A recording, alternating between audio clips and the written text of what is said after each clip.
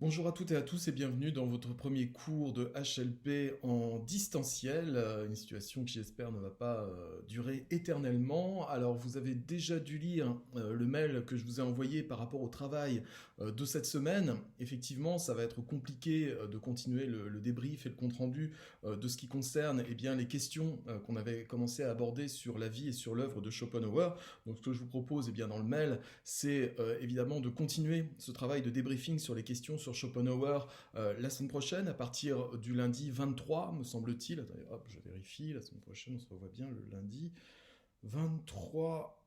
Oui, c'est ça, à partir du lundi 23.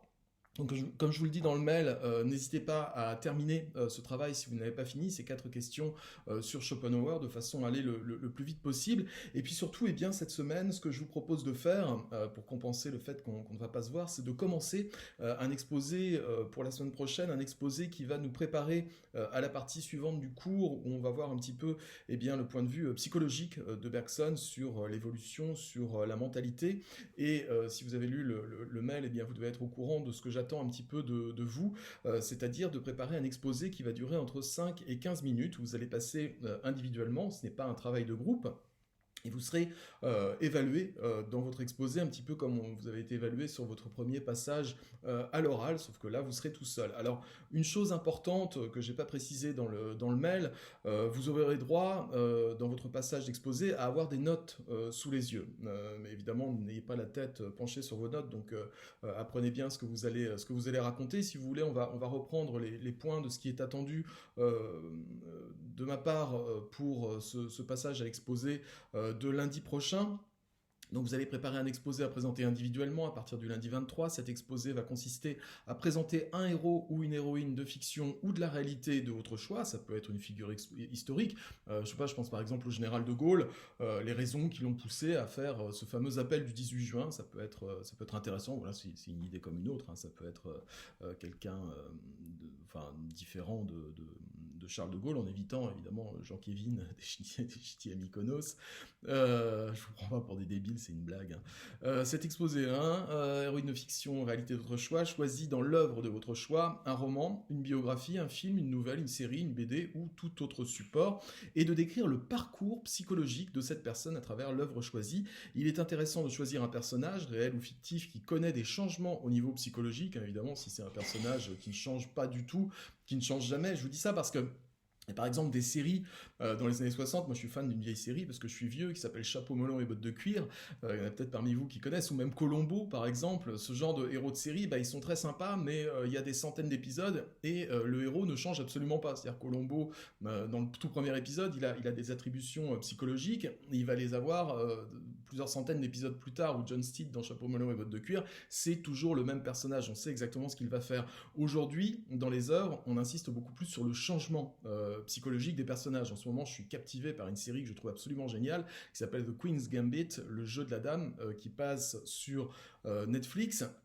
Et l'héroïne du film, Beth Harmon, est une femme qu'on va suivre de son enfance jusqu'à l'âge adulte, qui est une championne d'échecs. Et ce qui est intéressant dans cette série, c'est qu'elle connaît plein de changements psychologiques. Le personnage n'est pas statique. Donc effectivement, les héros, héroïnes de série peuvent être intéressants pour ça. Après, ne prenez pas une série, si vous choisissez une série, hein, où il y a des tonnes et des tonnes d'évolutions, de personnages, etc. Je sais pas, je pense par exemple à Game of Thrones, c'est intéressant Game of Thrones, mais par exemple si vous isolez, pourquoi pas un personnage de Game of Thrones, par exemple Daenerys, dans Game of Thrones, effectivement il y a plein de changements qui lui arrivent, elle passe de statut de quasiment d'esclave finalement à une reine qui finit par un tout petit pétage de plomb à la fin.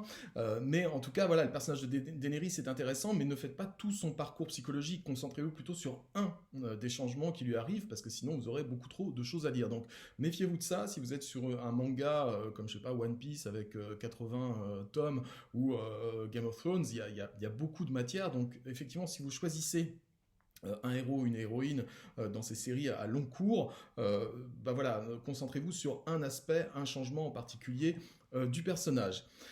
Donc, qui connaît le changement au niveau psychologique, dont la trajectoire n'est pas linéaire, ce peut être un personnage qui fait un choix décisif à un moment de sa vie, qui change de trajectoire, de vie, etc. Il est important que vous expliquiez les raisons raisons psychologiques de ce ou ces changements de trajectoire, de regard, de comportement, etc. Faites-nous comprendre ou partagez votre explication sur les raisons de ces changements. Ne vous contentez pas de dire, bah, il pense ça, puis après il pense ça. Ouais, moi ce que j'ai envie de savoir, c'est pourquoi est-ce qu'il pensait ça et après il va penser ça, ou pourquoi il avait tel statut dans la société et après il va avoir un statut différent. Voilà, donc plongez-vous un petit peu dans l'analyse psychologique. Ça peut être vos suppositions, ça peut être aussi prouvé par d'autres analyses, mais voilà, c'est important que vous nous montriez ce qui se passe dans la tête du personnage au moment où il va y avoir des changements, ou avant et après ces fameux changements. Voici en détail ce qui est attendu de cet exposé. Donc l'exposé devra faire entre 5 et 15 minutes. C'est assez large comme fourchette, mais en dessous de 5 minutes, ça va quand même faire un petit peu peu. Commencez par exposer l'œuvre dont vient le personnage ou le contexte historique pour un personnage réel. Justifiez votre choix en montrant pourquoi vous avez choisi ce personnage en particulier. Exposez la trajectoire du personnage et le ou les moments décisifs qui lui font changer de vie, de choix, de trajectoire, etc. Faites un portrait psychologique du personnage selon vos impressions, c'est-à-dire c'est votre interprétation qui est intéressante. Soyez créatif, si vous évoquez un film ou un animé, vous pouvez montrer des extraits de l'œuvre. Si vous choisissez un livre, lisez des passages ou interprétez-les. Si vous choisissez une BD ou un manga, vous pouvez projeter des images de l'œuvre. Ça, ce sont des propositions, vous n'êtes pas obligé de le faire absolument, mais essayez d'être créatif et d'éviter d'exposer la tête dans le papier sans aucun support. Évitez des personnages comme Jean-Kévin des Ch'tis à Ibiza. Qu'est-ce que c'est drôle, ça fait 8 fois que je l'ai fait. Chacune d'entre vous commencera à proposer son exposé à partir du lundi 23 novembre. Cela vous fera du travail donc pour cette semaine. Bon courage, à la semaine prochaine, etc. etc. Un petit exemple, si moi j'avais eu à faire cet exercice-là, je pense que j'aurais choisi, hop, voilà, ce film-là, peut-être que certains d'entre vous le connaissent, j'évite les reflets, c'est un film qui s'appelle American History X. Moi franchement, si j'avais été en terminale HLP, j'aurais tout de suite pensé à ces deux héros. American History X, c'est un film de Tony Kaye, qui parle des milieux de l'extrême droite, des racistes, des suprémacistes blancs américains, et ce qui est intéressant, c'est que c'est la trajectoire de deux frères, qui sont tous les deux racistes, skinhead à l'extrême, avec les posters croix gammée, Hitler dans la chambre, etc. Donc qui grandissent dans cette haine absolue.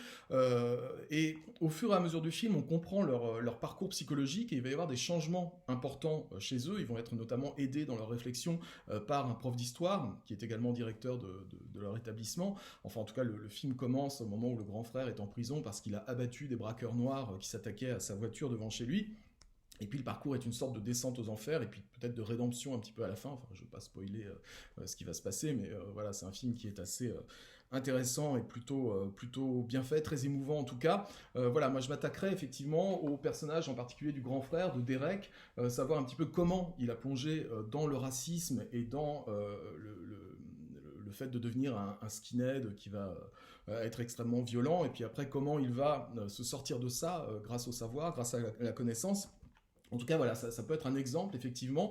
Pensez à des œuvres de fiction qui vous plaisent, qui vous ont marqué, qui vous ont impressionné.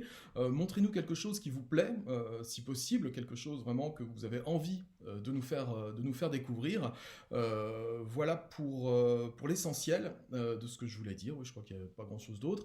Donc, bon courage à toutes et à tous. Donc, comme je l'ai précisé dans mon mail, si vous avez des questions par rapport à votre choix, par rapport à votre exposé, etc., eh bien, n'hésitez pas à m'envoyer un message. Ça vous fait du travail. Jusqu'à la semaine prochaine. Bon courage à tous et puis à très bientôt.